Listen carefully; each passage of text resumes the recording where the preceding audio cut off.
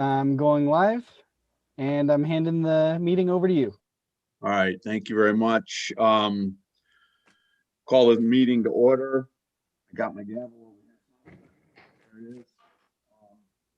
We have the Pledge of Allegiance.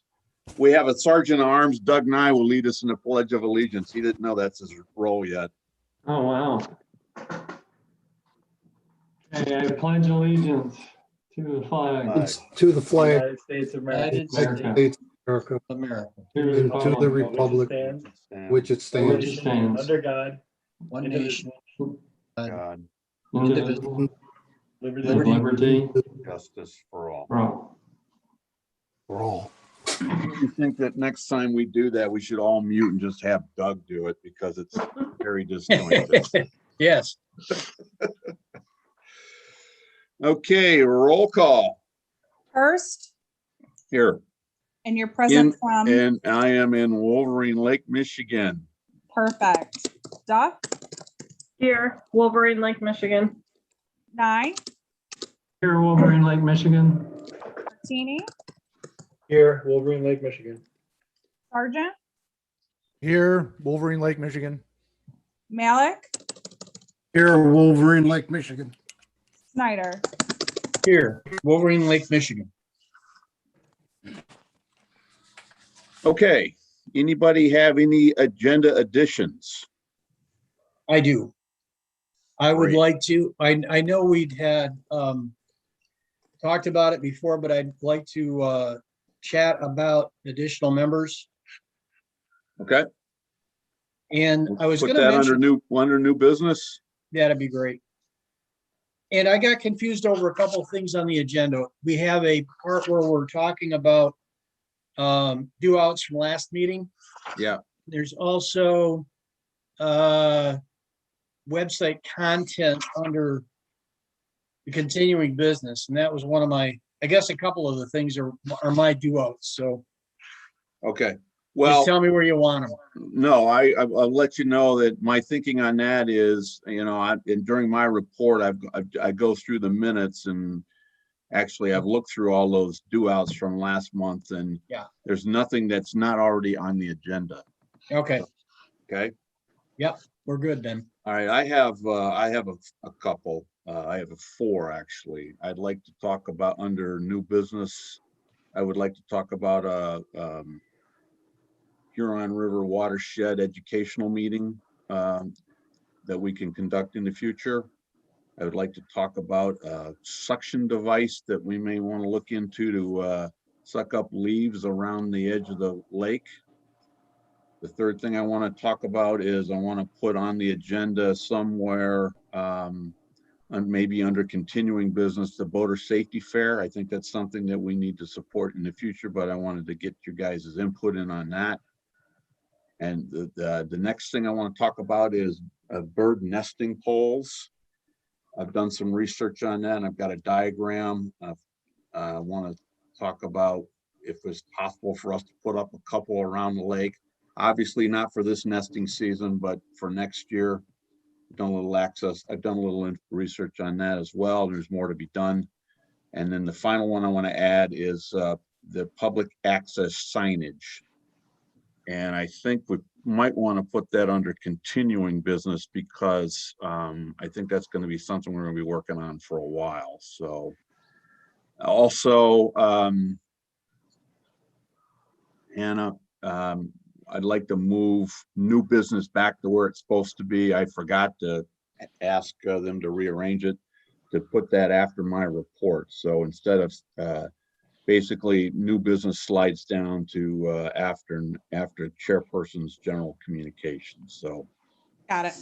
all right. So anybody have any other ads? Okay, move that we approve the agenda additions. I move we approve the agenda additions. Second. We need to take a roll call on everything, right? Yep. Hurst, Yes. Snyder, Yes, Martini, Yes. Malik, Yes, Nye, Yes. Duff, Yes. Sergeant. Sergeant, Yes, Muted. I didn't know I was muted. Okay. That everybody? Good. Approval of the minutes from last month. 6 pages worth. I read through them. They look fine to me. Does anybody have any adjustments to the minutes from last month?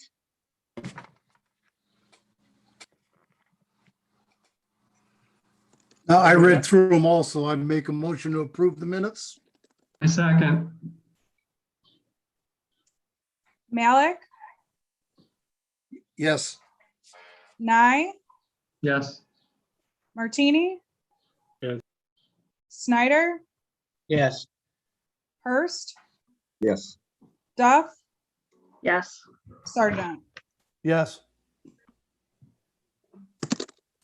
Okay, we're going to move on to the administrator's report. I got Oh, wait a minute. Yes, sir. Michael, how about call to the public? Oh, sorry, Bob. I was looking, I don't All think we right. have any, I don't think we have Well, I any don't know if public. we do or, You're right. I don't know if we do or not, but you know, Okay, call to the public. Thank you, Bob. Keep me straight. all right.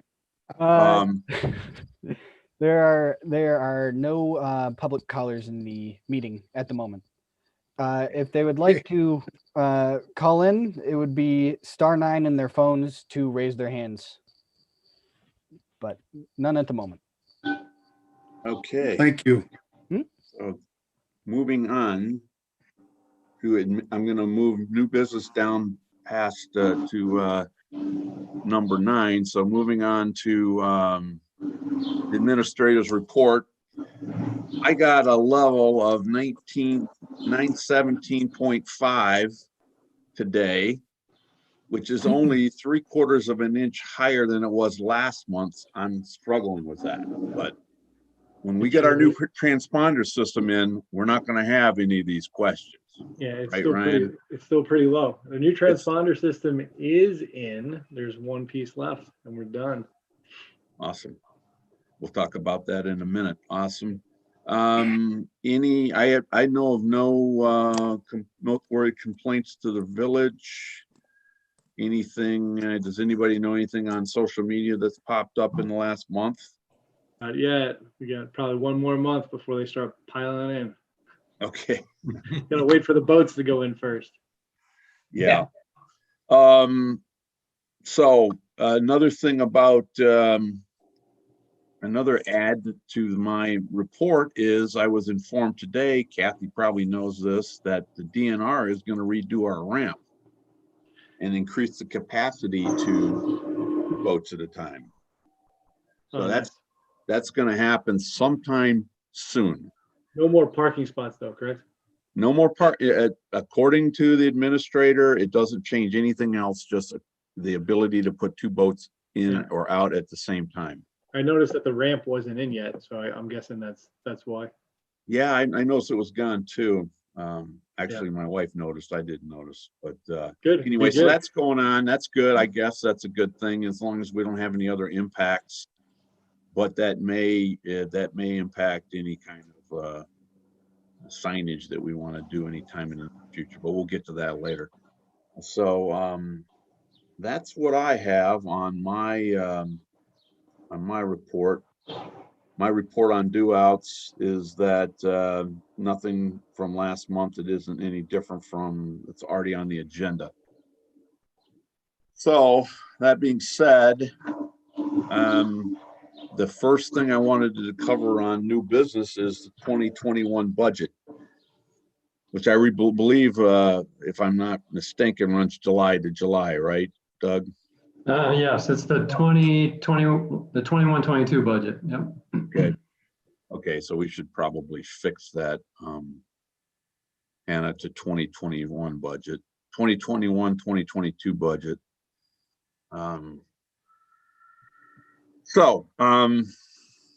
Doug I think he's staffed out all of the budgets, the existing budgets. All I know, from a timeline point of view, the village is having their working meeting on the 19th of May. We have, we need to have our inputs to them before that working meeting, or at least I think we should. And I think like we did last year, unless somebody has a problem with it, I think we should schedule a separate working meeting just to talk about the budget. Doug, how do you feel about that? I've kind of left you yeah. in charge of this. No, that's fine. I sent a draft out to everybody, so Yeah, it's really Yeah. pretty Yeah. straight. It's really pretty straightforward. The only thing that may take some thinking is where we want to do our special projects and what we want to right. work on and fund. Other than that, So- it's Doug, Bob Malik here. I seen that thing you sent out, and I guess my question is, you bumped up the fish stocking from yep, 2,500 to 5,000? yep. And is there, what reason, if I can ask? You know, Just get I more- got a list from the village of all the years going back to 88. And, you Yeah. know, we've always been able to work on a $2,500 budget to put fish in. And I don't see, here's the thing, we had a small meeting on the administrative committee and for negotiations. And the village is going to be really tightening up on their surpluses, okay? Because the police and DPW are both going to want raises. And it's just, it doesn't sound like a lot, but $2,500, you know, 2,500 here and 2,500 there, it adds up across the board. And I just don't know what the reasoning is to bump it, double the value of that. Yeah, you know, I just threw a placeholder out there. I thought it'd be great if we've done 2,500 or 2,000 forever. So I thought, you know, let's add to it and get some more fish in the water. So, Yeah, one of the, and one of the things we've been talking about, and I want to talk about, it's the next item on new business, is actually the fish population itself. Right? First of all, we have a good handle of what our fish population looks like right now. The data is really old. And we have some, so wait a minute, before we get on to that, if you guys don't mind, I'm going to go ahead and set up a working meeting on the budget itself. And what I recommend we do is we tie that into all of the goals and projects that we have going on this year, which are a lot. Okay. But I think, you know, we need to put those in the budget. If we think they're going to cost any money, we're going to put them in the budget. There is a lot of, you know, there's a lot of ill-defined placeholders in the current budget especially under lake improvement. And so there's, you know, if we look at from year to year, I think we can stay within our budget that we put in last year. So I don't think that's going to be a problem. But there's a lot of things we got going on that may cost a little bit of money, and even if it's $500, I want to make sure that we put we put it in the budget. Okay, so this is what I recommend we do. I recommend that we set up a meeting, and before that meeting, I promise I will put out what I think are our 2021, 2022 goals and objectives that we've been discussing on and off for the last 6 months, and start itemizing those so that we can make sure that if any of them cost money, that we can put it in there. Right? So one of the things I know we have in there in the budget this year that probably won't get spent is the 12,500 on erosion. So I think that's going to be basically, and that's quite a bit of money, and that's quite a bit of money we can save or reallocate to somewhere else. But let's get to that at the working meeting. Does anybody have any comments or concerns about having a working meeting specifically like for that purpose? Well, Anybody have any? Yeah, Bob. Well, the only thing I was gonna ask, we have a council meeting next week. And then I know council's gonna set up a work session. I'm Right. looking for my calendar. That work session is, I was told today, is gonna be the 19th of May for budgeting. May, all right, I'm looking at that. Okay, well, again, so long as we get it in before that work session, so when it does Right. come to council, everything's up to snuff, that's all. Fine. So, just to poll the audience here, does anybody have any particular days or evenings that they don't want to have a working meeting on? Is there anybody have a standard throughout golf league, choir practice, anything that, I mean, I can probably try to schedule for Tuesday or Wednesday sometime between now and, the middle of April. I mean, excuse me, the middle of May. Bob Malik here. The only day I'll be, I'll have the 14th council meeting, and then 28th, we might have a work session for the council. So I don't know for sure at this point. But those two dates, the 14th and 28th, could be booked. But other than that, I'm totally open. I'm gonna be gone from the 26th until the 5th, so if it falls in that window, I won't be able to participate.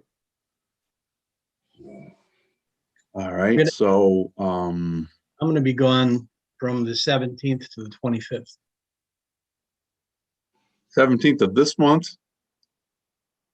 Yes, So basically, what I'm seeing right now is we need to have this meeting before the 17th, because otherwise we're into your vacation or wherever you're going, Ryan's vacation, and then that puts us into the next board meeting. yeah. Okay, so I will shoot for something before the 17th, which is in the next 10 days. I'm looking at Michael Bob Malik. I'm looking at like the 15th, 16th is a Friday. I don't know if my wife and I will be doing something on a Friday night. 15th looks good, but again, I don't know how that fits for other people. Okay, well, the other thing is we have to check and make sure we have a video, we have access to John's. Right. The Good 14th work. will not work for me. I'll be getting my second vaccine shot, and I hear you get hit pretty hard. Yeah, we had that discussion before you got on, so, okay. I'm Yeah, I sorry, don't my have- stepson's getting married the 15th, so. I mean, I can put in any suggestions. I don't want to hold up unless you need a quorum for this. 14th, 15th. Well, and we've got some constraints as far as the Open Meetings Act as well. We have Yeah. Geez, that's right. appropriate notice, so. Yeah, I think it's a 2-week notice. We might have to have this while you're not around, because we have to give, we've got to give notice as well, so, Could we have a meeting and tag it on the front of our normal meeting? How long do you think are it's you gonna take? guys up for, well, we could have it at 6 o'clock, right? Yeah, Is everybody okay with if we have this, the working meeting on the budget at 6 o'clock, before at the same date as the next meeting, which is probably what? Somebody have a calendar? That would be the 5th of May. 5th of yeah, May. that's the May. So if we do the working meeting on the 5th of May, Ryan, are you still gone? Yeah, I'm probably gonna miss next month. I'm gonna be on vacation. I'll be flying back that night. I tell you what, let's do it anyway, and then, maybe, I don't know if you want to look at it on, I know you don't want to call in from vacation, but, Yeah, that's not happening. yeah. So, No, I can look at it in advance. give it a think on the things that you've got going on, and see if there's anything that is actually, or if you have any inputs to the current budget, okay? And then we'll move out. Okay. I'm trying to think if there's anything that you're working on that will cost us any money. I'm not sure that there is. We've already No, got I think we wanted to talk- transponder and what's Yeah. that? The only things that I was thinking in my head is, Paul had brought up, kind of these QR code signs.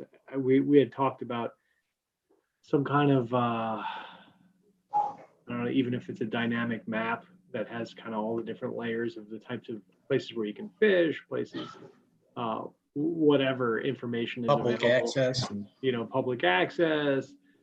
Feel like that's something we should You be know what? thinking. That's not water, maybe it's not water board, but something maybe we need to look into hiring out and saying, give me a dynamic map that's accessible to people, that show them the key things throughout the village, public accesses, public parks, whatever Okay. it may be. Any way you can get a handle on an estimated cost and something like that and a scope, and we can get it, we'll get it in the budget. I have no idea. I mean, but Throw if you throw a think, dart. yeah. I do think we need to, I do think we need to do something about this fishing access. I just saw a couple kids get chased off the bridge over here on the island, not too Yeah. far from your house. Yeah, I got people over here on the berm over here along Glengarry, and the guy is, it's private property over here, right? He's got a megaphone Right. telling people. And I don't think the kids are actually being mischievous. They were just trying to find a place to fish, so. Yeah, they just don't know where to go. Right, Yep. so. Okay, we'll tell you what, give it a think. Send me, somewhere along the line between now and then, before you take off vacation, if you can send me sort of a scope of what you're thinking about Okay. on both those projects, and we'll get it in the budget. We'll also add it to our goals and objectives for the year, all right? Okay. Anybody else have any issues with the 5th? I'll shoot for the 6 PM 5th meeting, just before we have this meeting. We will be, I'm sure we'll get through it very quickly. Okay. So on to, Doug, by the way, is this okay with you? Yeah, no, it's fine. Okay. Yep. All right. Not only are you the Sergeant at Arms, you're CFO, so. All right. Okay, so fish population, we started talking about this last month.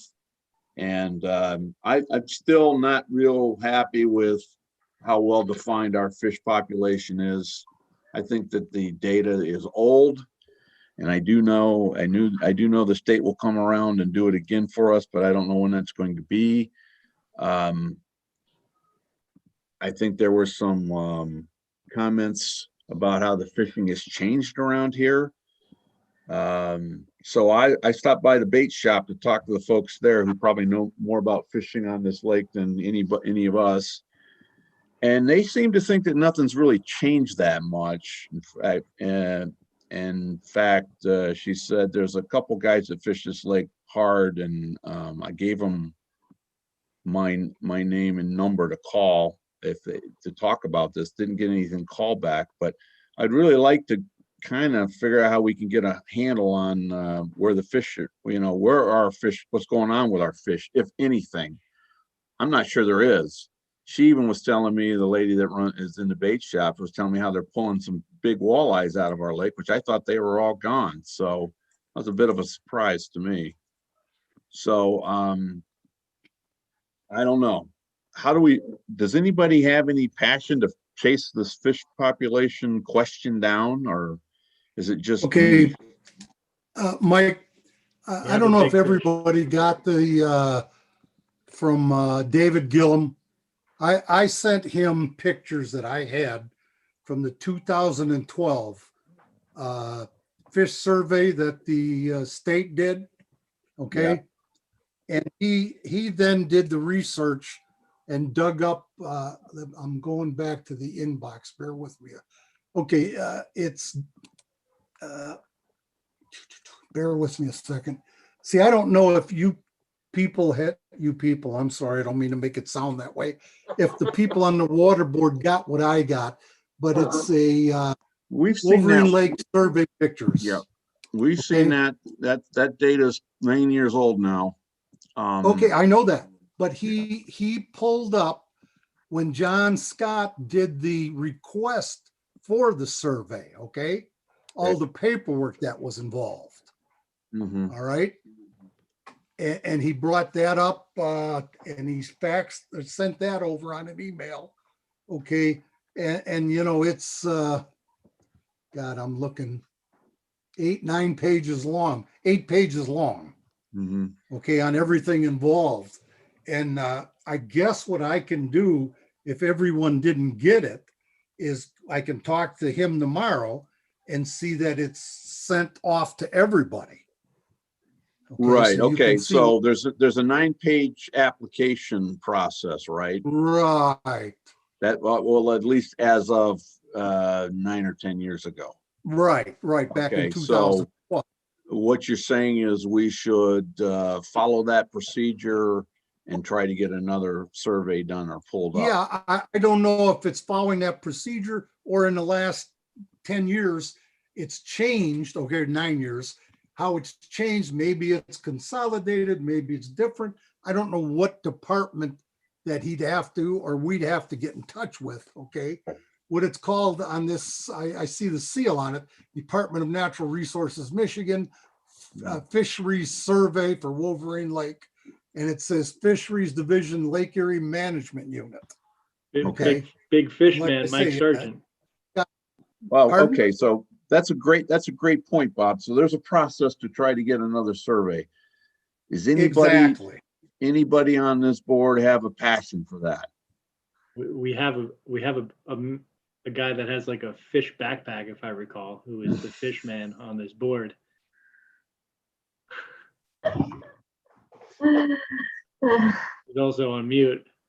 Press I space. have no idea what you're talking about. Fish backpack, passion for fish. Couldn't I've think of never seen a somebody. fish backpack before in my life. What do you know I about do not have more than one. what do you know about getting fish surveyed and your fish passion just can't hold it back, so still on mute, dude. Still on mute. Actually, I don't have much of a passion for fish, but I do know where to contact. I think it's Susan up in Warren. She's been that kind of point person for us. And I also, if it comes around to it, I also know a couple of people that could probably do the survey if we decide not to have the state do it. It sounds like that costs money, though. Well, yeah. Okay. All right, so, So is Big Fish Mike Sargent gonna volunteer to figure out how to get a new fish survey? Or how to champion that? Yeah, I'll do that. Let me, yeah, I'll do that. okay, Mike, and if you need any help on that, let me know, okay? Yes, sir. We might be able to get some support out of Dave Gillum too. I'm not sure, so let's see. But let's go ahead and try to run the process to ground, and if we can't get the state's attention, then we need to decide if it's worth having a survey done and paid for. But I frankly think that 9 years of fish data is old. 9-year-old fish data is too old. But that's just me. Maybe it's just me. I don't know. You Okay, know, Bob Malik here. I know, Bob. I'm adding more to the budget. No, not at all. That isn't my question. But you're talking about, I'm looking at the fish that have been put in since 2012, okay? And again, in 2012, we put in 1,205 6 to 8 inch walleye. Okay. 2014, 1,200 5 to 8 inch walleye. Right. 2015, 185 pounds of flathead minnows. 2015, 150 pounds of golden shiner minnows. 2016, it doesn't have a quantity, it says walleye. 2017, black crappie. 2018, 270 pounds of flathead minnows. 2018, 80 pounds of golden shiner minnows. 2019, 960 6 to 8 inch walleye. 2020, 200 5 to 7 inch largemouth bass. And Mhm. 2020, 690 5 to 7 inch smallmouth bass. So Okay. I Yep. don't, I mean, Those bass we were know there. that hasn't been fished out. So I mean, as far as the fish survey, we know there's fish in this lake.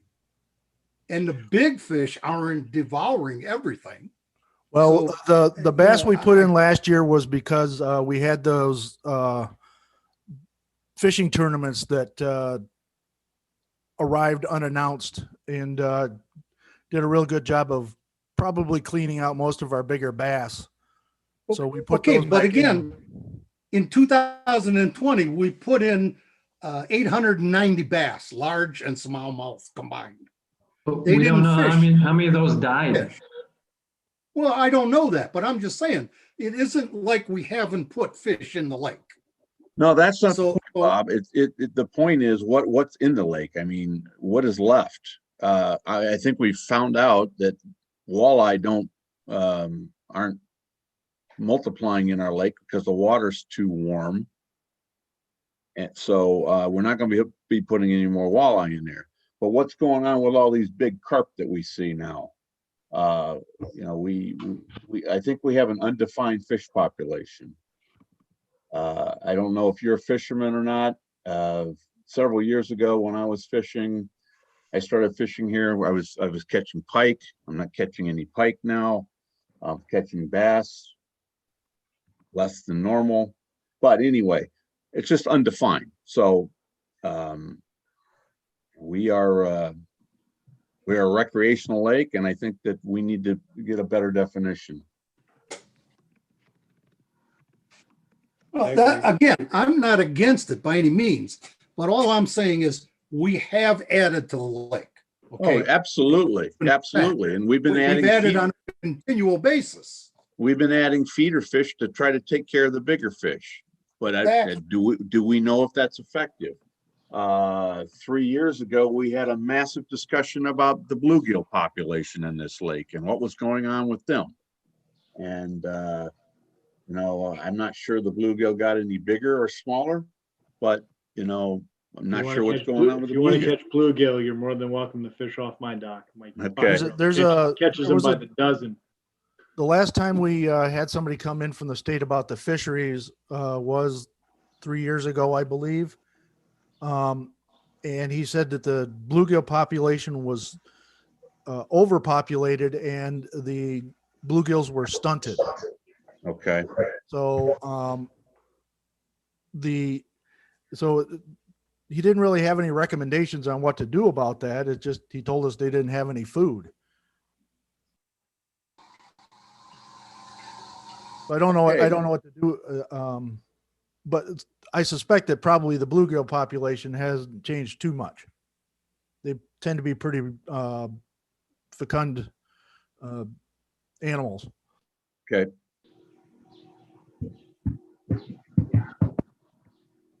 Well, I don't see a problem with us chasing down a new fish survey to get more data. I agree. And I know this was a controversial topic in the past, but instead of keep pumping bass into the lake, maybe we can look at some other species, whether that's a pike or whether that's a channel cat. I think it'd be nice to have a little bit of variety, but it'd be also nice to understand what's going to survive in the lake. So, Mike, I don't know if it's possible if we get this fish survey, then can we get some sort of analysis with the DNR and recommendations off of that after that survey? Oh yes, that's part of the survey. Okay, great. I think we've talked about channel cat and I can't remember, but for some reason that was it was viewed as a negative. Yeah, it was a negative because somebody was afraid it would scare their grandkids. Was that it? Now, That was it. it wasn't a negative for that, Michael. I remember us on council for that. It was a negative because of the way they repopulate, okay? And we have a lot of carp in the lake now, and they do the same type of work that a carp does. Hmm. And that was one of the reasons, so it wouldn't deter from the walleye and the bass and the which we put pike in and perch in the past too. I don't think the perch are And that doing was one very of the well. reasons. Then also last year we ended up with the bass in 2020 because the fish we wanted wasn't available. Correct. I do remember that.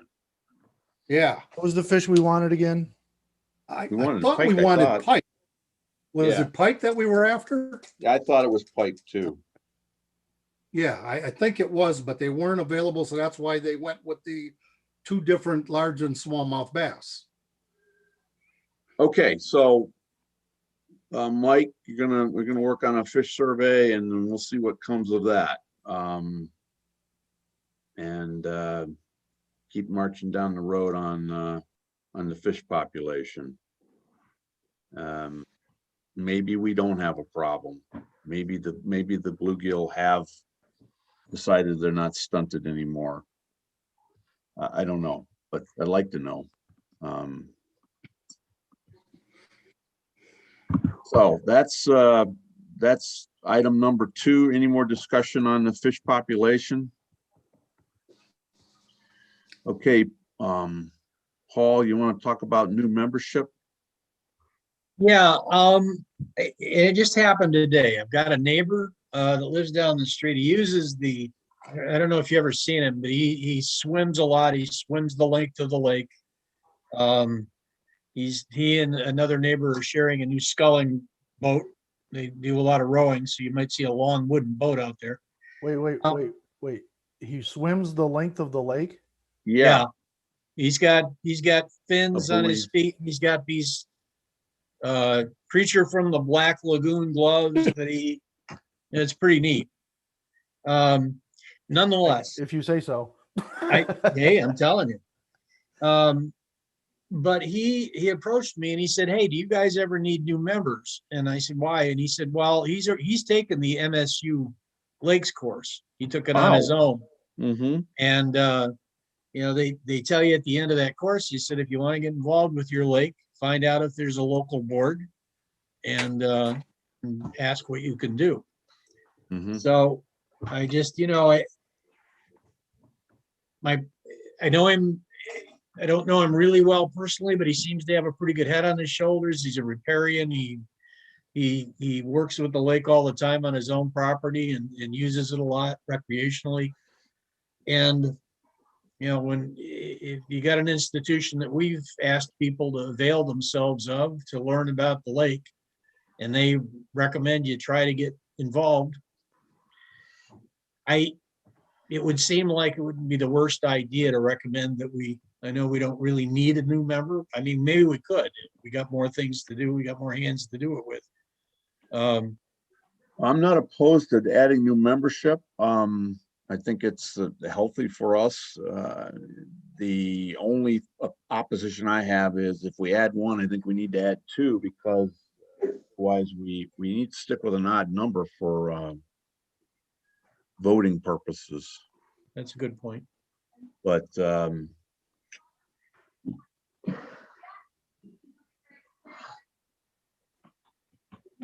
I mean, when I joined the board, there was a list of people waiting to join. I waited over a year. really, Really? I had Yeah. no idea. Okay. So I mean, Well- that's the way it's been. I'm not saying it needs to be that way. It's not. It doesn't have to be like a I club of I didn't the know people that are in versus not.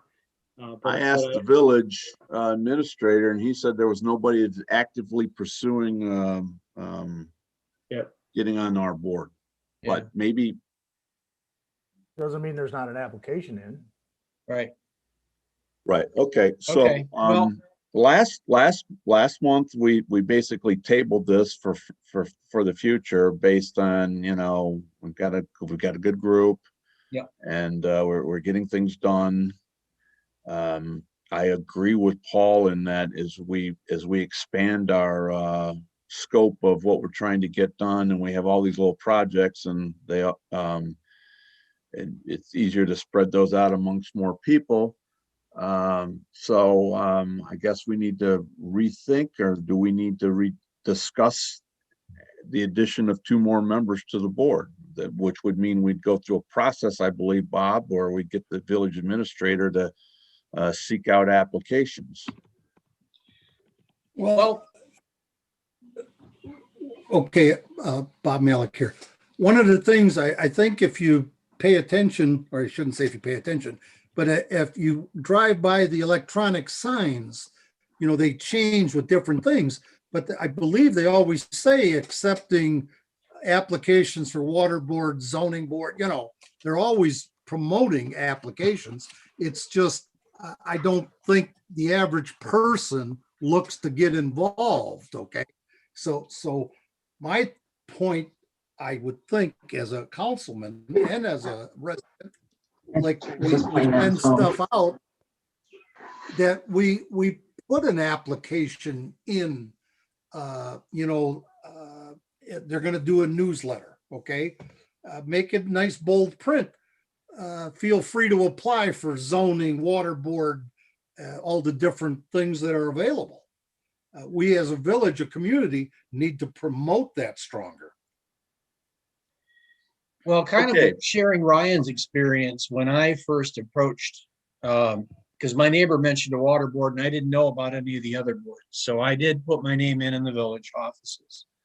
And after a period of time, it was a few months, they said we have an opening on the planning commission, which wasn't necessarily in my wheelhouse, but I thought, what the heck, I'll get involved. So That's first easily meeting- apparent, Paul. Yeah.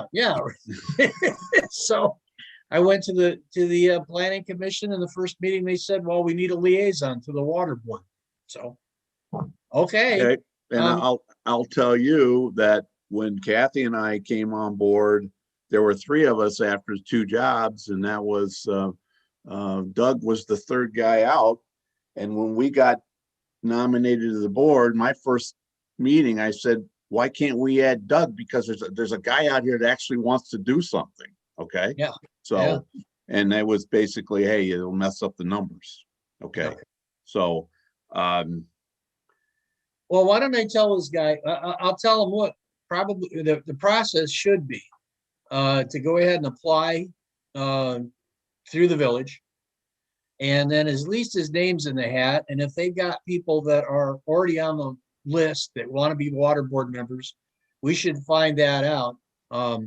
Sometimes I'm sure people put their name in and then for other reasons, they take them off, they move, or they've found other interests. So I don't want him to leapfrog. No, But I okay, really, but- but I really don't want to discourage his interest in. but trying to help. I don't believe it's a first come, first serve kind of thing either. It shouldn't be. Sure. When I came on, I had to interview and all that other thing. And so did Kathy and so Doug. We're all in the room together going through an interview process. So I don't think that's first person in. Right. Maybe what we need to do is make a motion to have the village administrator put together a campaign to get candidates for the water board. And then you can talk to your buddy or your neighbor, Mhm. and maybe there's somebody, maybe one of us, somebody else on the board also knows other people that might be interested. I think it's healthy for us to have new ideas and new faces. Yeah. I also think that, it's great that they have people that want to be engaged, and I hate to turn them down. So, Yeah. Especially when they learned the stuff on their own. I mean, he didn't take the MSU course because he thought he'd get a spot on the board. That's Because really he's neat. interested in how the lake works. That's really neat. Great. So, I'll tell you what, I'll make the motion. I'll make a motion that we, ask the village administrator to, pursue candidates for the water board and whatever means that is. I second that motion. Okay, roll call. Hurst, Yes. Snyder, Yes. Malik, Yes, Duff, Yes. Haney, Yes. I, Yes. Sergeant, Yes. Okay. all of that with the understanding that it'll be 2, not 1. Because we can't have an even number. I suspect we'll get there though. So that's new membership. I wanted to get on. Are you good now, Paul? We're good? I assume we are. You're muted. Yes, we're good. Okay, so I'm going to move on to the Huron River Watershed Council. I participated in the webinar. I don't know, did anybody else on the board get on that? I know the village administrator was on it as well.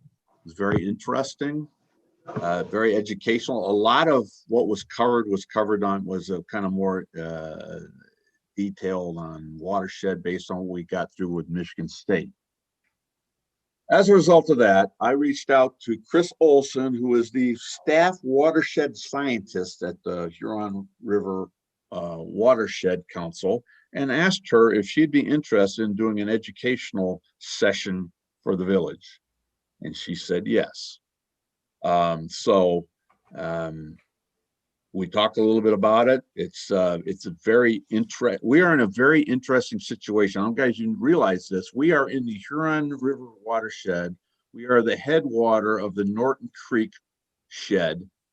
But guess where our dam drains into a different watershed. So by nature, we are in the we drain into the Huron River, but by because of the dam, that overflow actually goes into a different watershed, which puts us into a unique situation.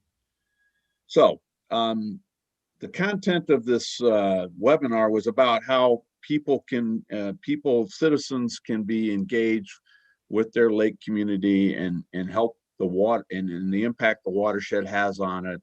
And I explained to Chris that we are very, very heavily developed and we don't have a lot of green space, but we certainly would like to educate.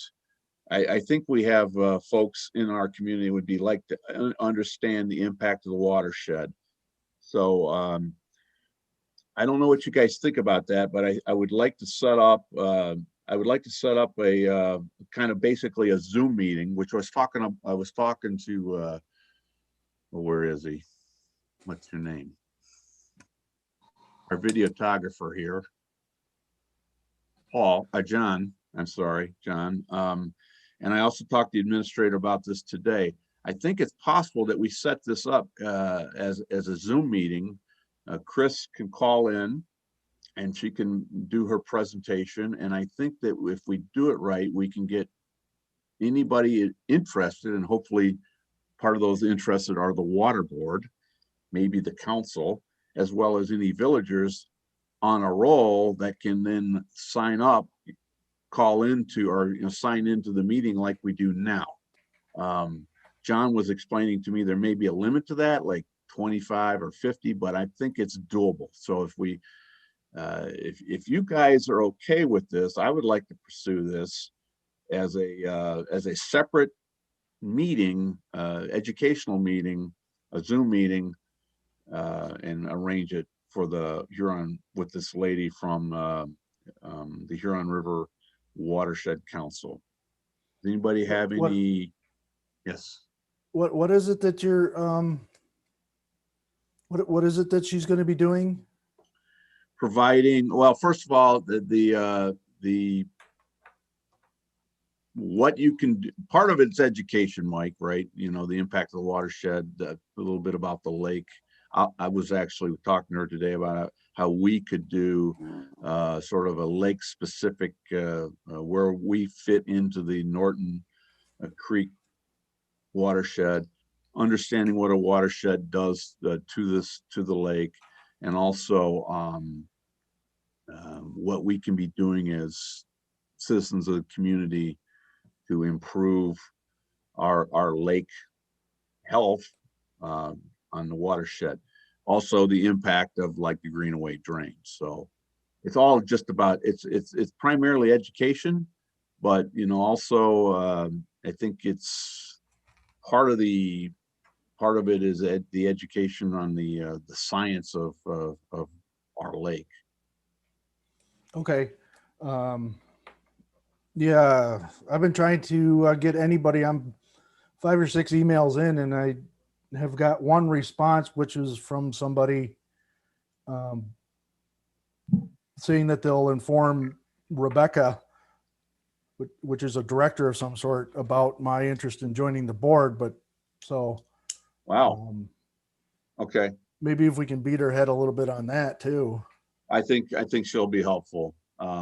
She's on staff over there. I don't know if that means full-time or paid or whatever, but very knowledgeable. Okay. So, let's pursue that. And part of that is, the outcropping of that, the post, the post meeting will be, what do we do now? And part of what do we do now would be to be engaged with the council, which you're obviously trying to get engaged with. So, not that we can make a big impact on our water, from a watershed point of view, but I think it's just interesting for the community to understand where we sit in this whole watershed and what it actually does to us. Tell you what, Mike, I will work on setting this up, but I'll make sure that you stay in the loop. And I will make sure I get you hooked up with Chris, and I'm sure she can get you engaged, because part of the reason for this webinar was to get people engaged. So you're sitting there trying to get engaged. They're out there asking for engagement, and somehow that's not connecting. So we'll fix that. So All right. so tell you what, I will I'll get with the village administrator. Bob, do you think something like this needs a motion? Look, put it this way. If I don't know for sure, but if we make the motion, we know it's sound. You know what I'm saying? Okay. So I will try to make this motion coherent. I make a motion that the water board, as well as the village administrator, set up an educational meeting to be chaired by the water board and the Huron River Watershed Community Council. The representative is Chris Olson, Olsson. She is the watershed scientist. The goal is to have a Zoom meeting where the villagers can call in and be live part of the presentation. I think I'm done.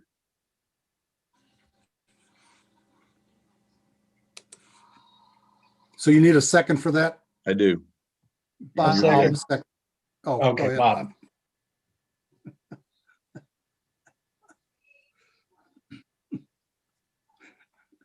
Okay, roll call. That's a mouthful. I had to get that all out. All right. First, Yes. Malik, yes. Martini, Yes. Nye, Yes. Sergeant,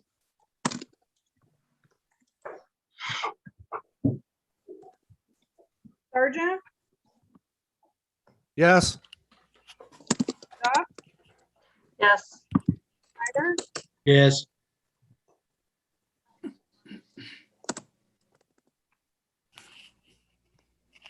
Okay.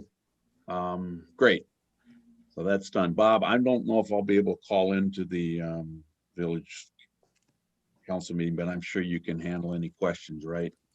Well, I'll do my best. I'm sure you can handle it. All right, I've got a couple other things I want to talk about under new business. I'm going to do it very quickly because I want to get to the rest of everybody's topics. I'm going to share my screen. Okay, can you guys see?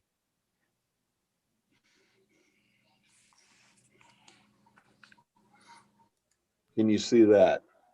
Yes. Yes. Okay, so I walk by this part of the lake every day that I'm out on a walk, and that is up here. Can you see my pointer?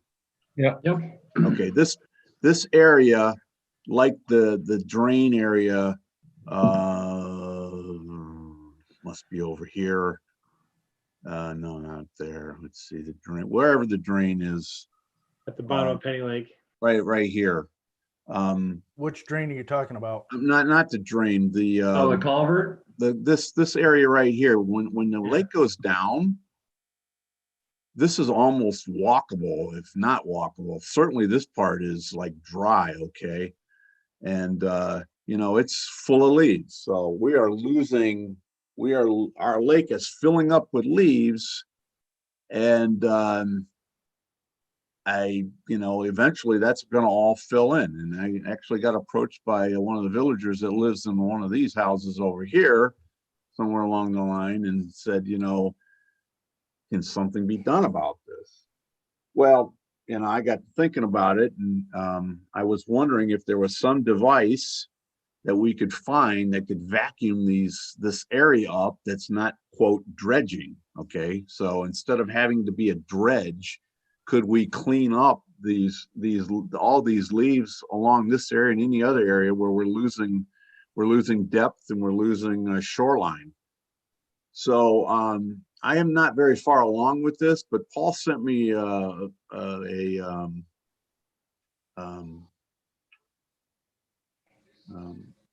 link to these guys that make this device. This is more of a suction thing, but I'm kind of interested in seeing if we can figure out if there's a way for us to clean up our shoreline right here. Not that we're going to make a humongous impact, but maybe over time we'll actually not lose lake area.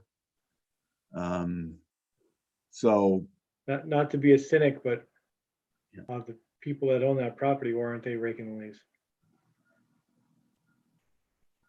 I mean, every year I'm down in my lake pulling leaves out when the lake goes down and before the lake goes up. Yeah, I believe when we did our canal research, you can get out there manually without equipment, powered equipment, and clean that up yourself. Okay. I think the term dredging comes when you start to do something more like the picture. I'm saying just physically pulling up leaves. I mean, that's With a rake, you can get out there with a rake. I think the DNR does specify something. I'm not sure if I remember it all correctly, but something about like if you go out there with a rake and do it yourself and just pull it up onto your shore and bag it, you're fine. Yeah. And Mike, I guess I can't tell from the photo. That's clearly going to be some kind of pump. It's pumping these leaves to that one is. This is just the first thing that I've found. Yeah. But I guess the bottom line is, and it gets back to what you're saying, Ryan, is there some kind of equipment that we can provide to our riparians and or work on common areas to clean this up? I mean, if you go down by the Commerce Curve down there, that's just like a swamp down there, and I just wonder if there's a way for us to reverse this process, because given enough time, this is going to fill in. It already has filled in. It's not passable. Mike, I think that's one of the benefits of us lowering our lake is everyone can clean up their own front yard. Okay. Legally, right? Because when we looked into it with the DNR, that starts to get into their territory. You know what I mean? It's one thing to go out there and rake it yourself, your front yard. Well, a couple things come to mind is, I mean, we could put out a PSA that encourages people to do that. I'm not there yet, but I'm sure there are folks that own our riparians that may not be of an age or physically able to do that for themselves. We might have common areas where it's really nobody's responsibility, but nonetheless, it's an area that needs that kind of attention. Maybe an Eagle Scout project or something, I don't know, but I used to work with the Clinton River group, and they'd sponsor cleanups from time to time. You'd go down and, you know, it was a public service kind of thing. So just And we thinking we maybe may be that's- able to Then do that.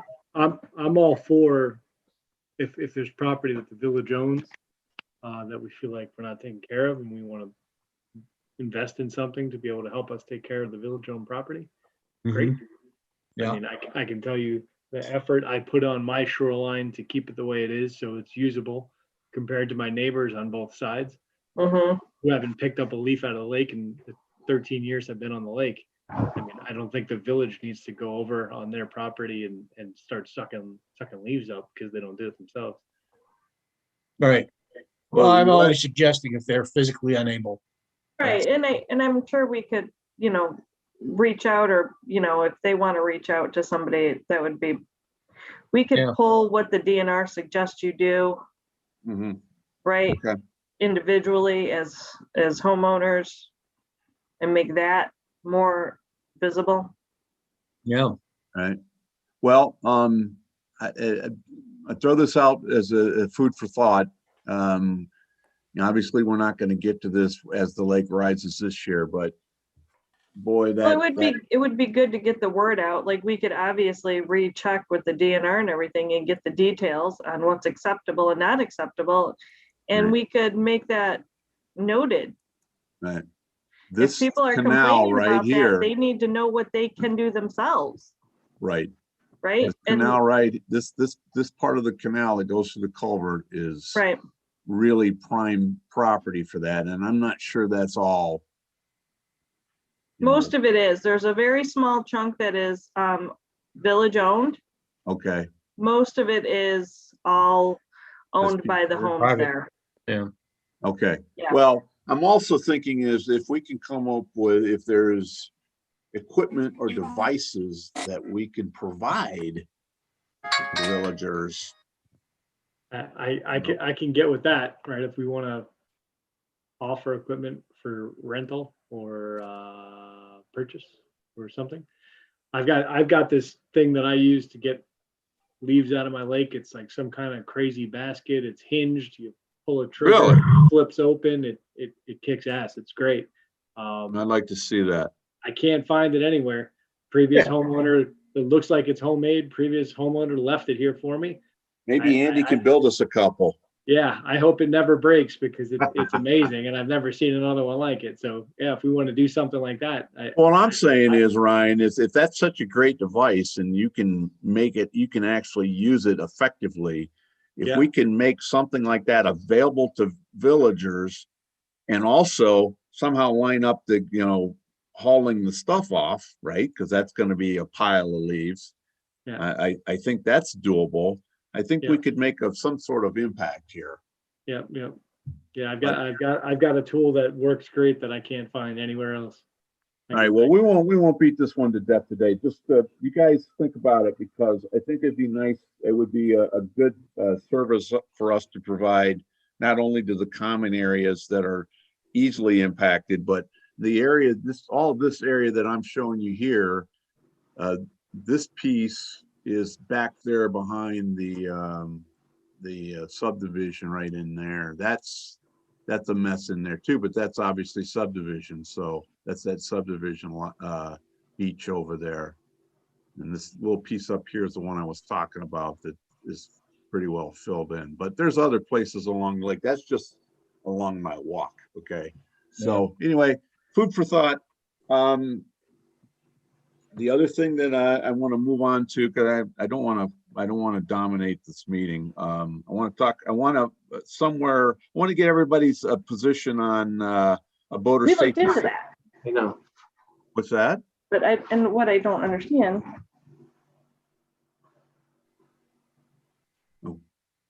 He's not talking to us. Okay. All right. Voter safety.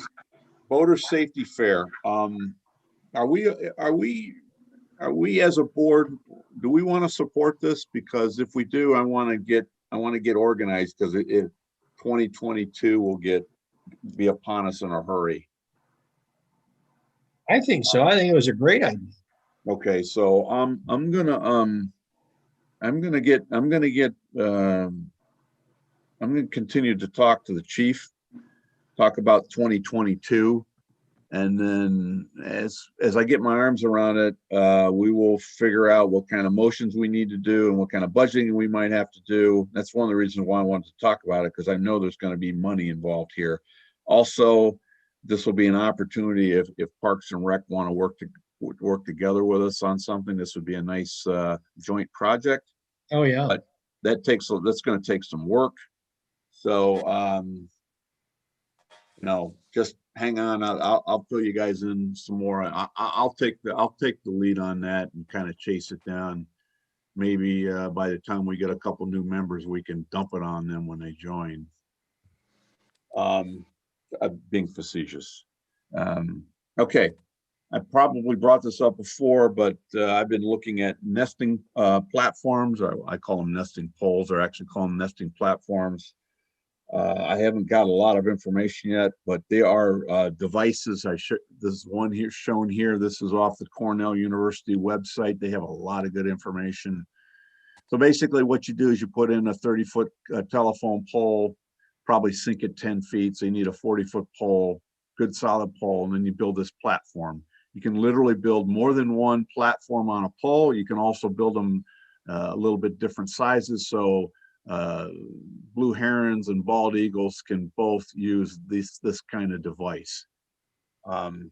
My vision is to figure out if there's a way for us to do this and find two places on the lake to put two poles up. Cornell University has already told me that doesn't guarantee that the birds are going to actually use it. But I think it would be a really, like, one of the places I'm thinking about is that island down there that is basically abandoned. I'm sure we can figure out who actually owns it, if it's owned at all, and if we could get access to putting one of these poles up there. That's down by the boardwalk? Yeah, by the boardwalk. Yeah, that's where all the eagles already hang out, is down there. Well, I think it'd be pretty neat if we could get something like this on our lake to help improve our blue heron population, as well as maybe attract a nesting pair for the bald eagles eventually. Not that this is something that's going to happen this year. Again, this is something that's out into next year. So two challenges here. Can we erect a pole? If so, where could we put them at? I've talked to Dave Gillum today about, does he think he might have a contact? We might get a pole donated by one of the power companies. If we did get a pole donated by a power company, that would be the majority of any I'm cost here. pretty sure if you go to the county parks, at least like Lion Oaks County Park down off Pontiac Trail, they've got a bunch of these set up they've got like a little kind of flooded area. I'm pretty sure DTE just set it up as voluntary type of contribution to the environment. So I think they do that kind of stuff. I think it's been done there on Lion Oaks. Okay, so honestly, I don't see a big downside to this. I think that the two biggest downsides is if we could get a pole erected. It's a 40-foot pole isn't something easily to manage, but we can look into that. I'm sure we have some pretty creative guys on the DNR, on our DPW guys. And the other thing is placement and access. So I'm been talking to Cornell a little bit and trading some emails. I think they can maybe help us out on at least recommending where to put these at. That's a spot that we talked about, that little island down there. The point across the street, across the lake from me, it seems like a pretty good idea as well, but that's a subdivision lot, so we'd have to get the buy-in from the subdivision. There may be others as well. There may even be places a little bit off the lake that where there's water that would work as well. But anyway, just to let you know, I'm kind of looking into this, and unless you guys have a big negative on it, I'm going to continue to look at it. So, all right. I think it'd be cool. Depends on Yeah, I where do it goes. too. Depends on where it goes, and Right. you might have some people complain about not wanting to look at this pole type thing. Depends on where it goes. Even over by the dam, the peninsula over there, I think it's owned by the party store. Could Yeah. be a spot. The peninsula, like you said, over by you with the nobody physically has a house there, but it's owned by that association. I think there could be spots there. Well, I'm gonna look into it. And there may be some barriers that are out there, but let's figure that out. Well, let's see what they are. And the final thing I want to talk about, and this is another kind of a long range thing for me, and that's signage at the public access. I went down there, and we have this is our beautiful sign for the washing station. But this is the way it looks at as you're approaching it as you come off the water. It doesn't even face the boaters. So the only way the boater is going to see this is going to the launch. So to me, that's not even a very good placement of that sign. The second one is, here's the sign about the rules. Swear to God, my wife didn't even know that was there. So that's how much attention it attracts. This is the signboard that we have down there, and I really wonder if anybody actually ever read anything that's on that board, because anybody that's in a boat or hauling a boat is probably not going to stop there to read. So the only people reading that are the guys, folks like me, who wander through there as part of my walk. So I know this is not cheap, but I will really want to look at if we can put some kind of double-sided electric sign right here that may even be encased in some kind of waterproofing like we have here on this smaller version. I talked to David about it today. Yeah, they are expensive, but those are much more complex. They are also remotely programmable. I don't think we need that. I think we can probably encase something in this type of structure that will keep it out of the elements. And also, somebody on the board or the village can go over there and program it and not have to do it remotely. So my vision is it'd be nice if we could get something that actually catches people's attention. We can change it. So like in the summertime, we can talk about the water rules and regulations and anything else we want to put on there. Hey, stop by the wash station. And then in the wintertime, we can put some kind of warning up about ice. So yeah, I know this is one of many options, but I just don't think the signage we have there is effective now. And I'm not sure that putting a sign up about ice safety would be any more effective than what we have now. Mike, I in my past career at Ford, we'd looked at scrolling digital signs, and I don't know if they're any cheaper. Back then, for a sign that was about 6 foot long, that was a continuous running, it cost about $14,000. So I suspect some of the prices have come down, but it occurs to me, you could get a flat screen monitor and put it behind bulletproof glass. We're going to have to run electricity to this thing anyway. Yeah. And it would probably cost a tenth of that. Now that's very interesting. If we could secure it and waterproof it. Yeah, well, if That it's behind glass, and we're going to have to run electricity to a scrolling sign anyway. And if it's on, railroad tie sized poles, Yeah. you know? Just a thought. Yeah, again, this is sort of a thought-provoking thing. We're not gonna be doing anything about this in the next few weeks. And also whatever we do has to be approved by the DNR because it's actually their Sure. area. And who knows, maybe we can actually get some shared costs with them as we pursue this. Yeah. But just throwing some things up there, I really like that. That idea of a monitor. They are really ultra cheap. I mean, Yeah. we could put a 60-inch up there, and I'm sure that would get people's attention, even if they were trying to figure out how to get it unscrewed. So, Well, and you could put all sorts of stuff on it. yeah. So, yeah, and obviously one of the challenges would be getting electricity there, but Yeah. But I for a think that- scrolling sign, you're gonna need that anyway. I right. think the cost you're going to run into is getting some sort of CPU unit out there that would control that. Yeah. Yeah. Well, anyway, Get a micro, you could get a mini computer for $50. It's USB. Like a Raspberry plug it in. Pi. Yeah, I- you Raspberry know, Pi to drive that. I No really would like to find a way that we do something that's not static.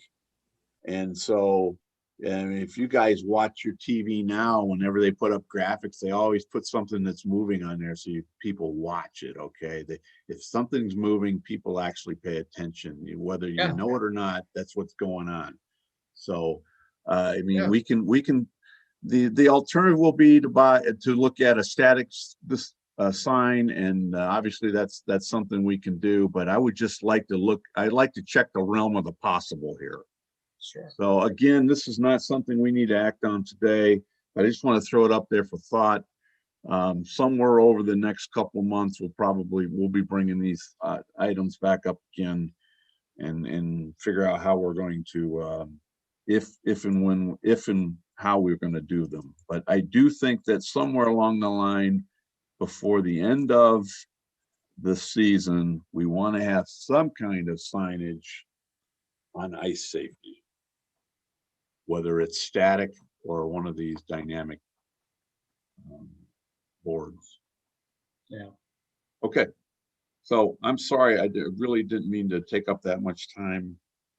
I really want to get to probably the most effort that's going on right now, and that's get to continuing business under the sewer SAT initiative. Paul, you want to update us Sure. on where we're at?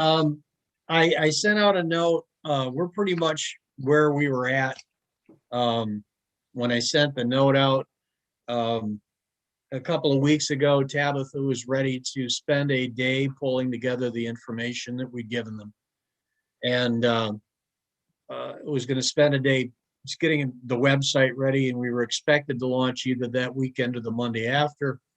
And as it turns out, she gave me a call that Friday afternoon to say that her father had in Florida had been put on a respirator due to COVID, and that she was not going to be able to complete the work, and let me know that the launch wasn't going to happen. And the rest is kind of history. She went to Florida. Unfortunately, she lost her father. I believe that was last week. David has reached out to indicate that they'll be getting on that. She had all the web information, the website information, and she'd have been the person we'd have checked the links for. I know one of the get backs that's coming up later is website content. Pardon me. But to date, what's going to happen? There are a couple of developments we might want to talk about. One is that the information that we'd written before that was going to go on the website as teasers, a little more than teasers, is what David wants to go ahead and use in the newsletter for the SAT. So that's all set. There wasn't a prohibition against putting anything else together that we might want to do, but they wanted to use that piece to cover the SAT. The other thing we came up with, and I don't know, Bob, maybe you already know this, I didn't get a chance to check today, is whether or not the posture of the village offices had changed. there was a possibility under the old restraints that they don't want people coming into the buildings. And there wasn't a process for, they weren't going to encourage us to send groups of people to sign a petition in the village offices. And they said that might change. I don't know if it has, whether the restrictions are different. But one of the things that I thought of, and I think we should do it anyway, is instead of relying on people to go there like Monday through Friday during normal work hours, is pick a couple of weekends, get the information out, and then I and other volunteers can pick periods of time on weekend days, either Saturday or Sunday, put a little canopy out there in the parking lot and have petitions and information for people.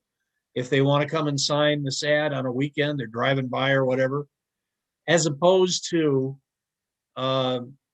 whatever kind of pushback we might get if we decide to have a campaign where we go door to door. It doesn't force anybody to greet us, particularly with the pandemic still going on. We can get the word out, we'll be accessible. And that might be able to catch some people when the otherwise might not. So Are you thinking about maybe like putting some kind of pop-up or something Yep. on the village property, and then they put Yeah, I got- something on the sign that we're here? Yeah, or advertise it ahead of time. Do an email blast here from these hours to these hours. There will be information if you don't have it. I mean, we're still gonna have information. We could be there for people to ask questions, and we'd have petitions.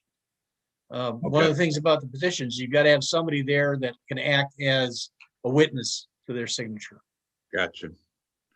So where is the petition?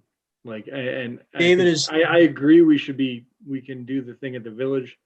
I know for sure, I've got people asking me like, where's the petition so I can sign it? Right. You know? So, Yeah. I mean, we can get signatures, I can get 4 of my neighbors Yeah. probably within 2 days. Last email David sent me is they're working on the petition. I think it may have to be worded differently than the last one. Or information about what is entailed with this ad might have changed. But he sent an email last week saying that they're working on the petition. So I assume that when it's done, they're gonna let us know and we'll be able to move forward. But currently, I don't know what the status is. I don't know if Tabitha is still in Florida or if they're still working shorthanded. That was one of the issues, is that with Tabitha in Florida, then there's only one person in the office. So any additional work's getting kind of shoved to the side. One of the things you covered, Paul, and I think is important, is how do you validate signatures and make sure that we do that? Because if Ryan has a whole bunch of folks that are ready to sign something, but if you get signatures that aren't validated or don't meet the criteria, then they're not valid, right? Yeah. Right. So is that a notary, or is that a second signature? Is that an officer of the village? What is that? If it's the same as the other petitions, you can get like 2 signatures per sheet. And then the witness signs. And I think what it is you have to make sure they show you a driver's license. So they show you something that makes you understand that the person signing the petition actually lives in the house that you Okay, went so who to. qualifies as a witness? A petitioner, somebody that walks around can do that. If we Okay, were walking all right. around, we can sign it and turn it in. Okay, so if Paul takes the petition physically to his contacts and he Yep. signs as a witness, those are valid signatures. As far as my understanding, unless something's changed, that's the All right. way they did it before. Great. So right now we're waiting on Dave. Yeah, actually, the only thing we're waiting on, and as soon as we get it, if he sends me a note, I'll send a note out to everybody, and then we can move from that point forward. I know, Ryan, you and I have vacations coming up for the balance of this month, but I don't see any reason not to hit it hard as soon as we get back. I mean, I think we Um, should do it in this next, I don't understand how it can take that long to generate a piece of paper for people to sign. It's not the first ad we've done, change a couple dates. We should be getting signatures this week, right? If we need to. Well, it all depends on when the administrator says, here, I'm ready to go. I assumed there was something more to that, but Okay. you know, I don't know what other fish he's got in the pan. I don't know what else is going on with the other committees and the other. I'm sure he's got some conflicting objectives. Well, I have to tell you that my experience with David and the administration, they've been very, very proactive in moving things along and responding to me. So I assume that they are, this is part of their priority. It's just the issues they have with personnel right now probably saddled them quite heavily. I'll send him a note tonight after the meeting and see if he can give us an update. He may be watching, so Oh, hey, Dave. I know he's watched these before, so. Okay. Which is also nice to know that there's folks out there that actually care about what we talk about. Yeah. Okay. Yeah, that's absolutely whatever we can do to move that forward for you, Paul. And I'm sure Ryan's ready to jump in and start passing out paper for you. So for us. So let us know. Please let us know. All right. Absolutely. Okay. Canal and muck. Kathy, did the motion pass to fix the Helmsford drain or the Helmsford pump? I have no idea. I never heard. I thought you said it did, Mike, didn't you? I thought you wrote that. We wrote, well, we sent that in last meeting, right? That we supported that, but I don't know if that, Bob, were you at the council meeting? You must have been. I was, it was discussed and I think they were looking into it.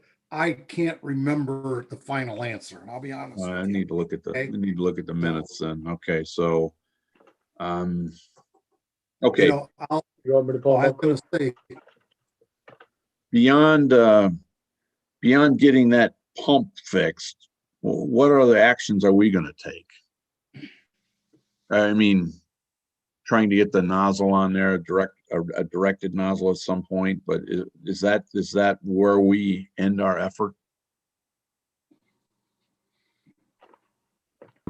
Mike, I don't know, as a volunteer board, what else we can do I'm just asking, so. from that standpoint. Okay, I think really we need to just follow up and see what council has to say about that Yeah, before we. the March meeting minutes are not posted online, so Oh, they didn't post the March meeting minutes yet? no, not for council. The Helmsford drain. well, we'll keep an eye on it. Last meeting, I brought up this water cannon idea. I still want to think about looking into that. It seems like a pretty slick operation, but I don't know if it actually is, would meet code and all the different permitting that might be needed, but I want to look in that as well.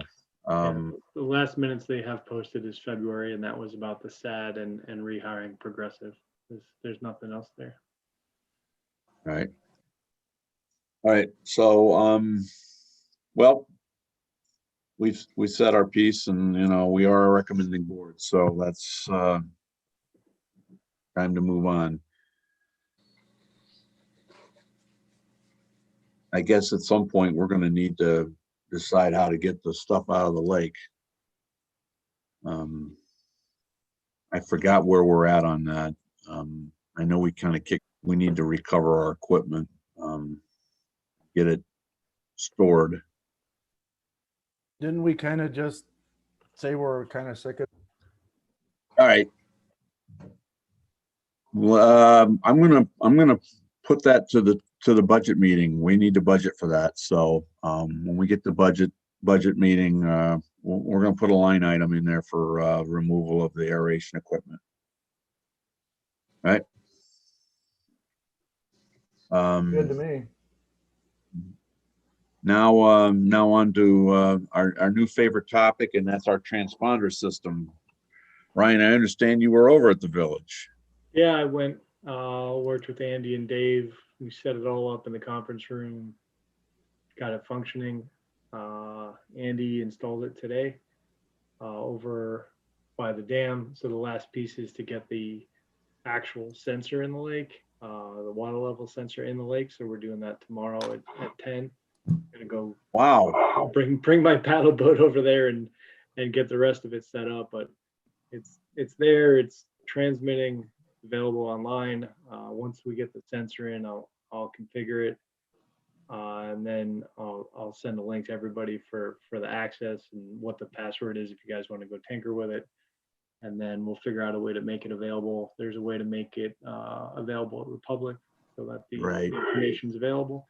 Well, that's, I'm thinking it's probably hopefully less than an hour's worth of work. By the weekend, hopefully it'll be done. unbelievable. So that sounds a lot simpler than even I was expecting. Yeah, Went together that easily, huh? yeah, it took about an hour and a half. Only one call to tech support, but Okay. wasn't Nice. complicated. And the call Well, to tech support was justified. They screwed something up. That's So, fantastic. And then when we do get that thing up and running, we need to get some kind of blast out to the villagers that it's Yeah, there. I think there's a way to get like an add-in to the website, and then we could throw it right on the village website and stuff. So I'll work on that. Once it's transmitting data and we can tell it gives us accurate readings, I'll set up some of the alarms and I'll blast you guys a note on how it's configured, and then we'll make it available to everybody. Fantastic. That's great. That's exciting. Feel like we are making progress on something. That's, well, while you're next is the harvester, I don't even know when how do we even restart the harvester? How does that work? Does that Andy do all that? Get it going again? Yeah, I guess I should know that.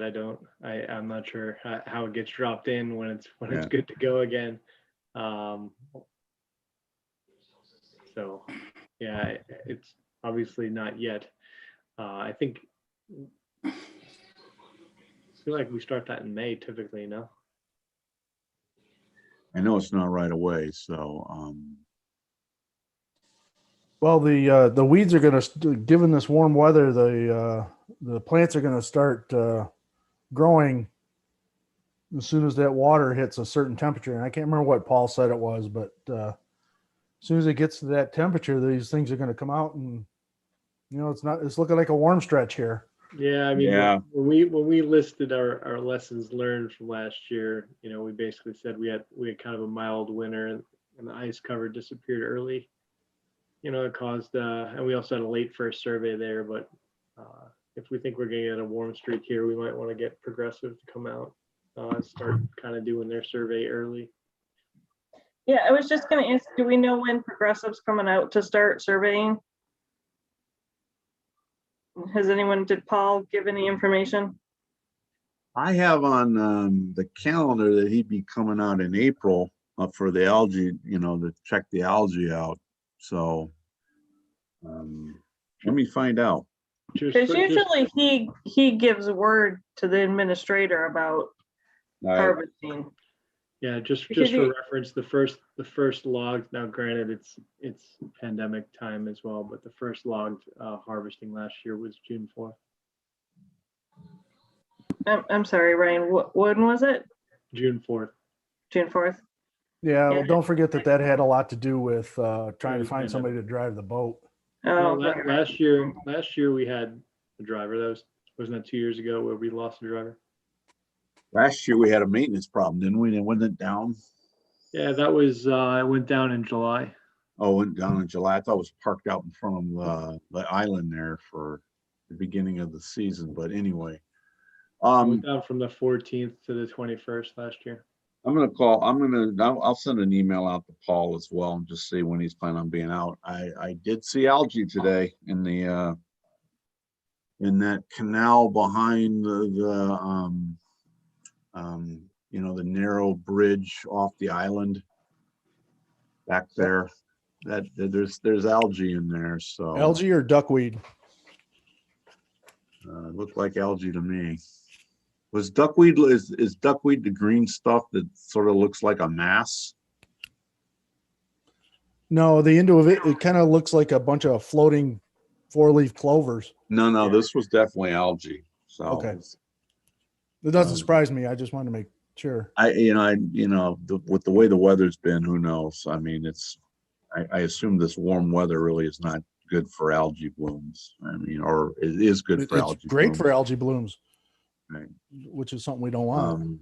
Let me check with Paul on when he's out, because one of the things we did want to work on this year was get ahead of the algae. So, and I know we have a new algae killer that we're talking about using, our algae controller.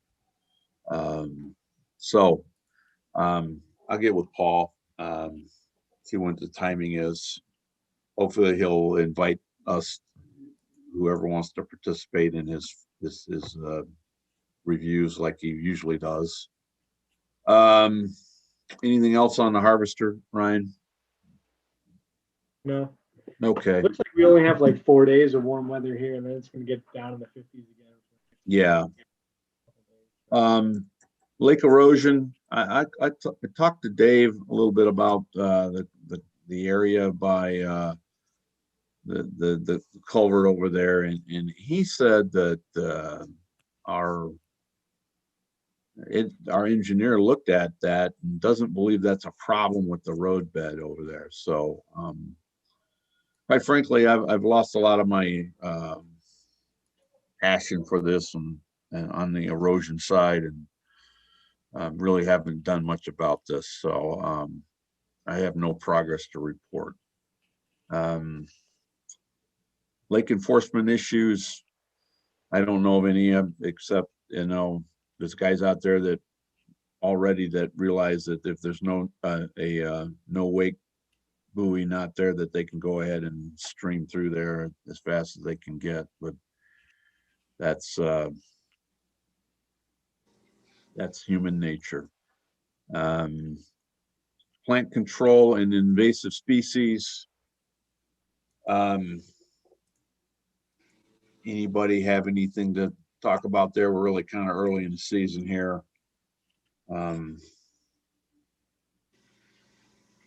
No. I will officially state that the on the corner of Commerce and Glengarry there, where they took down the Phragmites, Yeah. I didn't give that a chance in hell, but it's still down. So Oh. I'm officially eating crow. All right. Well, I guess that's a good thing. Yes, it is.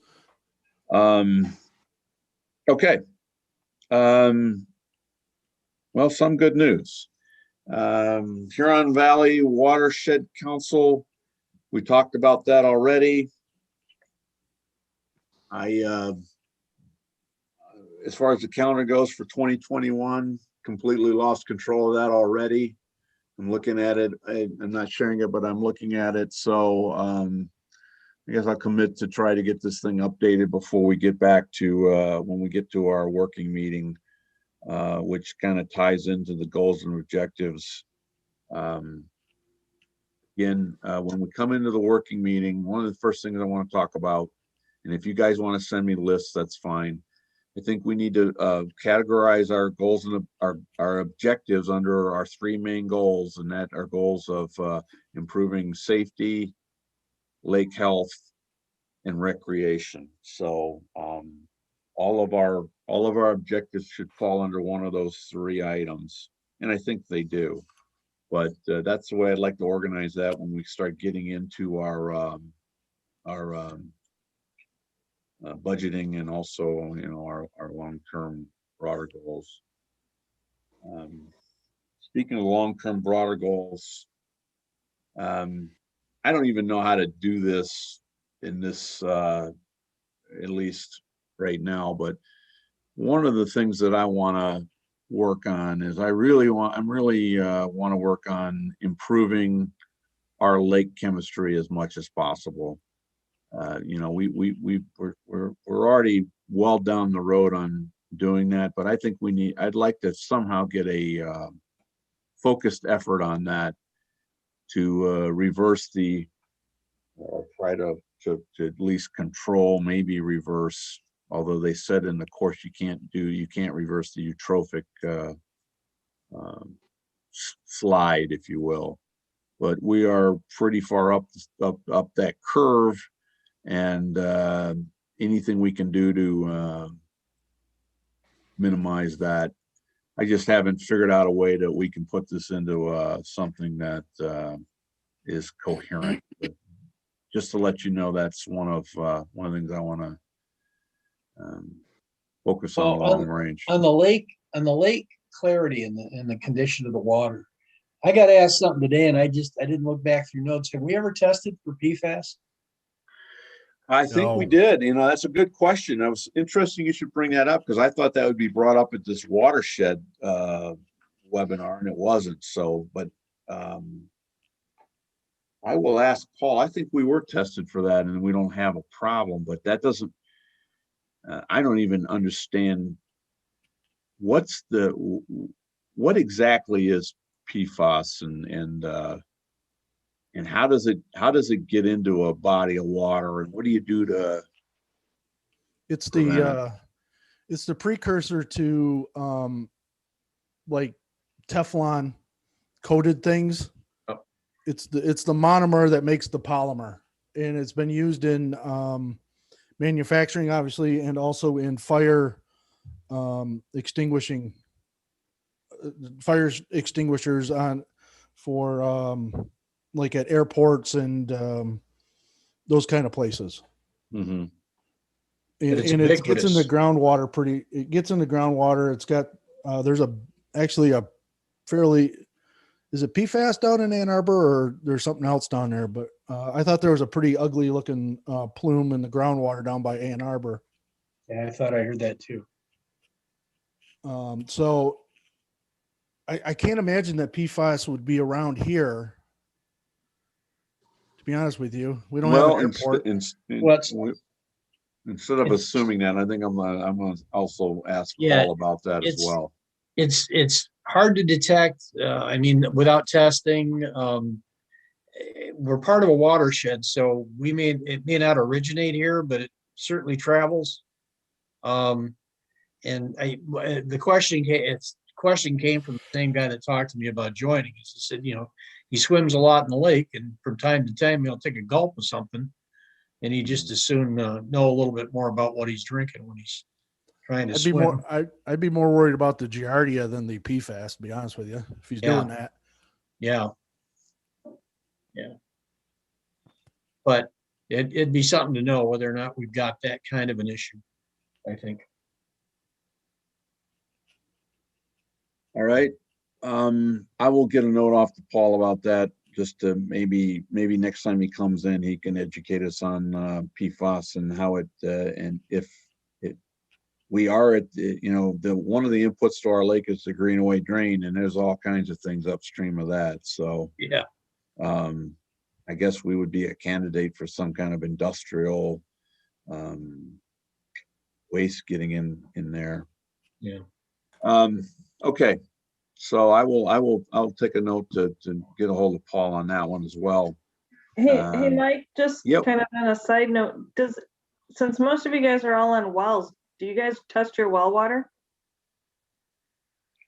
I had it tested when I had it put in. I Tested- don't, yeah. because we don't drink it. We use a RO system. So That might give you a clue if anyone had tested their water. I know you can test for PFAS. It's like $300. I looked it up. Okay, yeah. I didn't ask for any kind of a breakdown. I was concerned after having drilled a new well that they'd say whoever is in authority decided it was okay to drink. That was before Flint, so.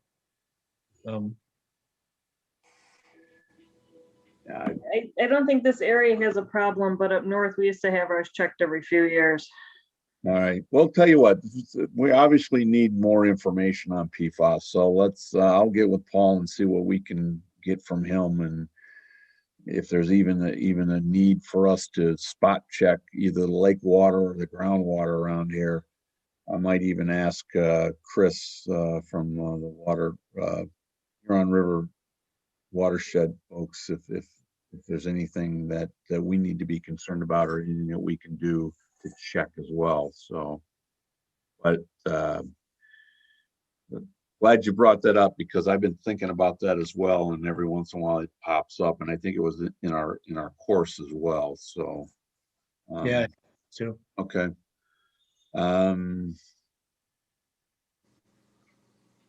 Calendar. I think I went over that. Sorry. Long-term objectives we covered. Great, clean boats and clean waters. Kathy, I think the bottom line is we missed the 2020 boat on that one, right? 2021 boat, I should say. Stuck in for last grants? year. Yeah, Well, yeah, I just checked again. They're not doing anything. okay, It's like closed, right? Like it's still part of COVID. okay. Oh, All They're right. not taking any, I can't All think of the right, word so now.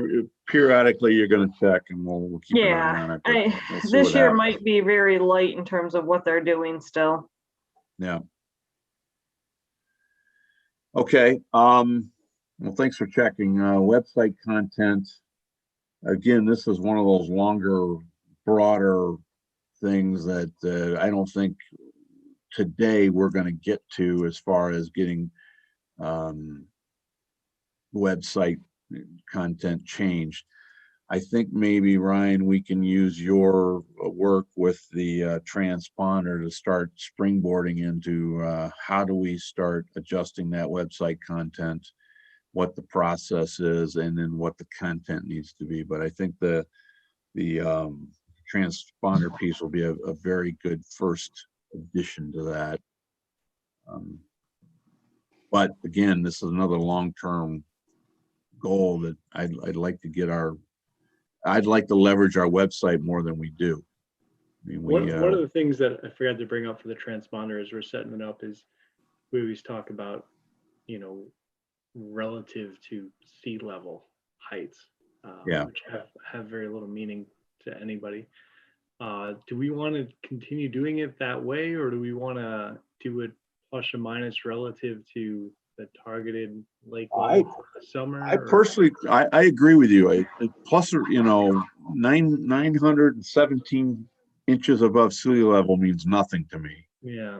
But I think that if we can do it to the target, we're 1 inch below or 1 inch above. I mean, somewhere on there, I'm sure you can put a note what the target is. But Yeah, I think I can probably configure it to be 0 at any right. height we want. That's right? and that's that's a great I think that's a great way to do it. It certainly will make it simple for the folks like me that don't get, if you called me up and said, oh my God, Mike, the lake's at 940, I'm like, okay, so what, right? Exactly. So I was thinking about setting it up as not, the depth at where the sensor is, but or feet above sea level, but 0 it out to the target, maybe summer level, and then we would be talking about plus or minus from target.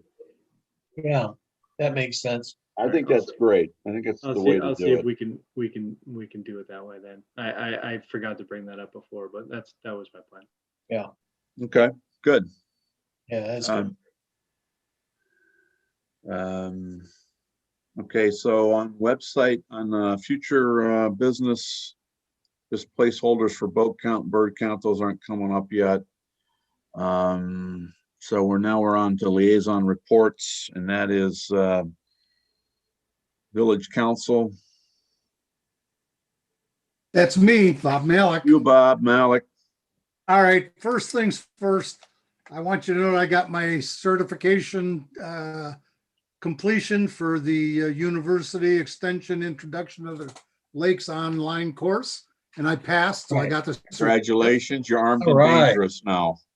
Yeah, well, hey, I'm gonna run out and buy me a frame. Okay. Well, Bob, did you That's learn the first anything? Yeah, the water's wet. Yes, I did. Okay. There's a lot of little things that I was aware of. Okay. But the course brings you up to snuff as to different things that are going on, things to look for. It's just, I'm not computer savvy. Okay. And it was a little tough. I had to get with the people at the University or Michigan State and have them walk me through a few things. But yeah, it was rewarding. It was informative.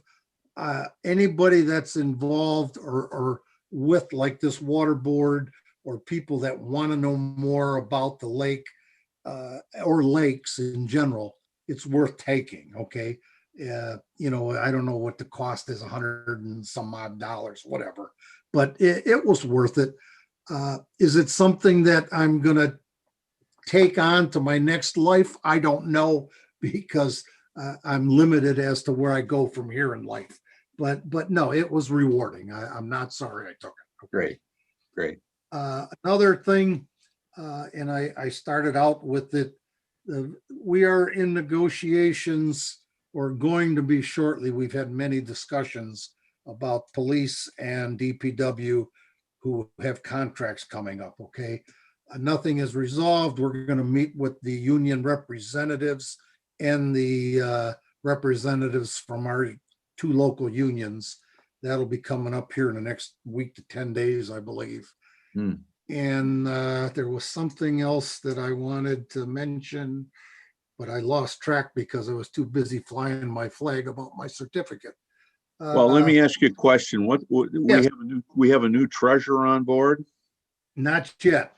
Not That's yet. something we're gonna go out to a firm to hire, okay?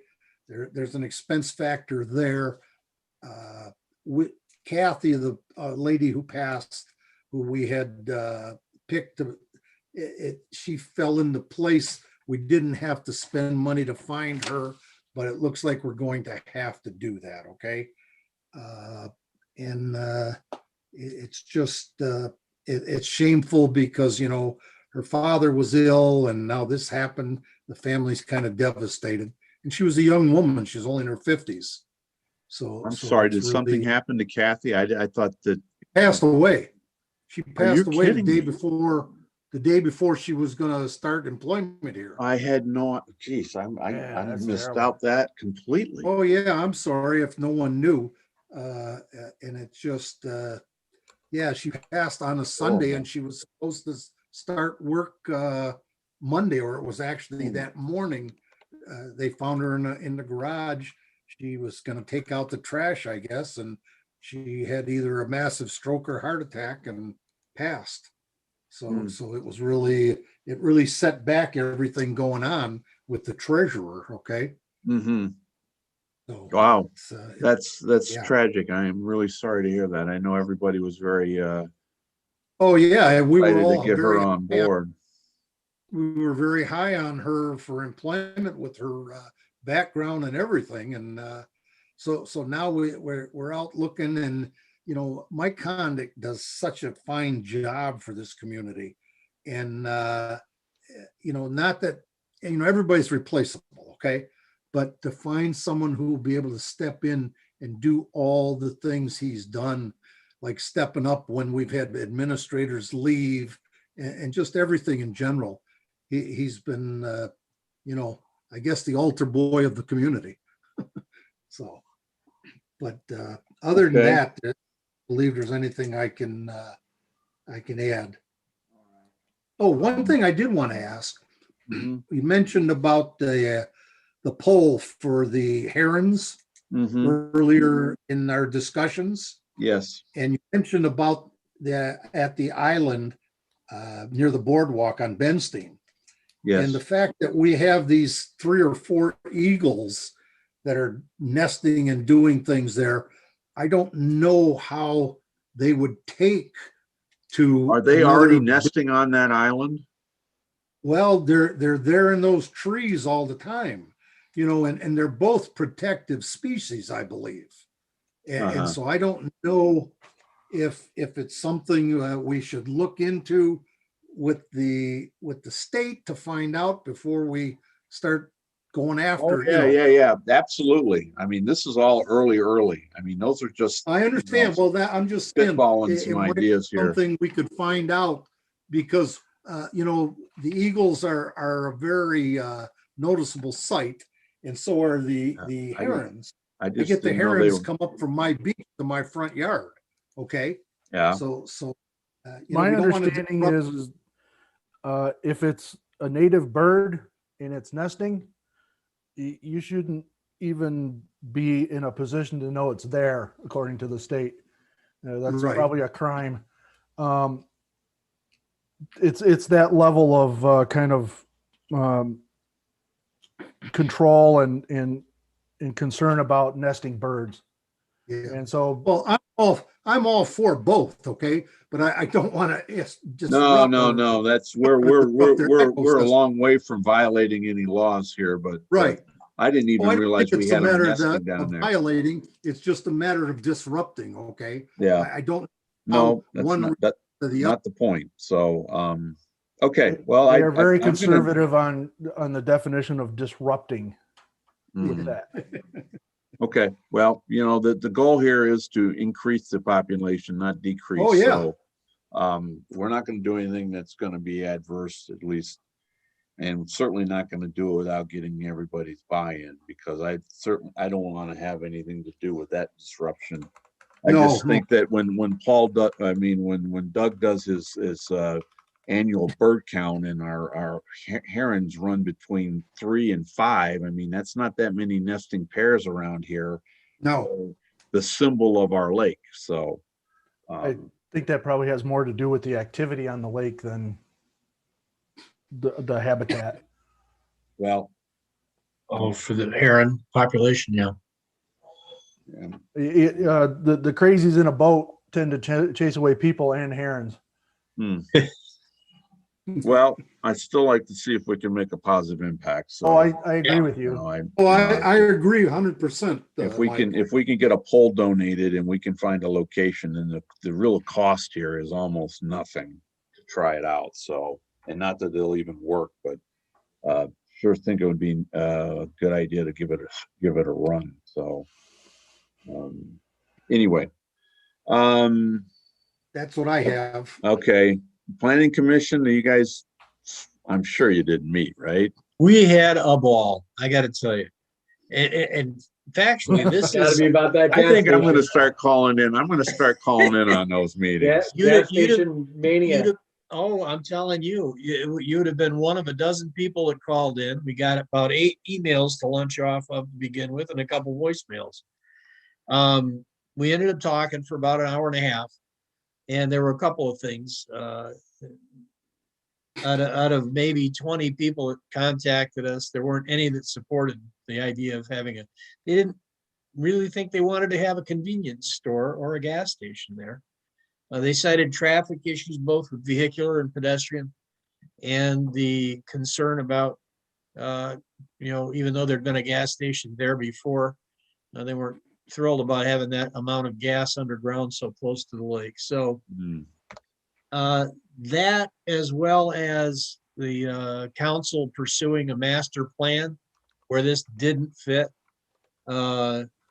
After about an hour and a half, we voted to recommend the council to decline the variance request. So, I mean, we can't shoot anything down. All we do is recommend to council that they not approve the request. And that's where that ended up. So, and that was the major piece of business. I mean, but we really did try to do something more than, stick our finger in the air and figure out which way the breeze was blowing. We knew there wasn't a lot of support for it, but I think we gave the petitioners their. What is that zone for now? It's zoned for light office. Like it was a dental, or I think it was a dental instrument business before. So that kind of Be a thing's great fine. place for a coffee shop or something, drive through. Yeah, but even that would need to get a variance because it's not slated for retail, and they don't want a lot of attraction to traffic to turn in there. Mhm. So, and it just does not comply with the master plan for zoning. And since they want to firm that up, and they're not likely to move in that direction. So it's to remain office. Or I mean, at least some business that doesn't offer retail services. Yeah. Office or medical. For now. So somebody else wants to do something. Mike, Bob Malik here. I'm sorry, are you through? Yeah, I'm all set, unless go there's any back. questions. There's one thing I neglected to point out for council. We submitted a request for a bond for Clara Miller Park, okay? The village has, and the bond request has been received. It hasn't been approved or disapproved, but it has been accepted to be reviewed for a bond for additional work to be done in Clara Miller Park. That we would get a bond and the village would have to meet a certain criteria if we are approved. Who, That was the I'm other sorry, thing. Bob, I'm not familiar with the bond process. Who would issue that bond? Who are we getting? it? It's the state. The It's the state. state. Okay, Okay, yeah, it's for Parks and Recs, it's a bond issue for improvements in the park, okay? Okay. And we submitted the request. They have accepted the request. Now it's in for review. We don't know it's yay or nay, but the fact that they did accept the application, that's all. okay. So what it would amount to is, let's, and I don't know the number, I'm picking this off the wall.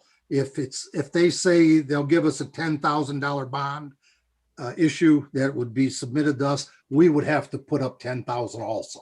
Okay, so but it's a match thing. But it has been accepted to be reviewed. Okay. Thank you for that. The other Um, thing to point out, I'm sorry to interrupt. No problem. Okay.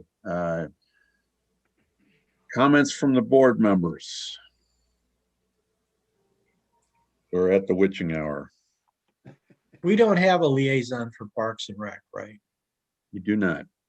It's not like I'm volunteering, but I agree that it would be a good idea to hook up with them for the motor safety thing. I just didn't know if there was somebody that was. Well, I actually participated in one of their meetings and started opening up the idea of finding some joint projects, but that hasn't really gone anywhere yet. But I have already started that liaison, even if it's not official. Good. Cool. They're now, like I said, I think I said before, they're in the same business we are, only they're on land and we're on water. So, Yeah. I think that's it makes sense. We'll see.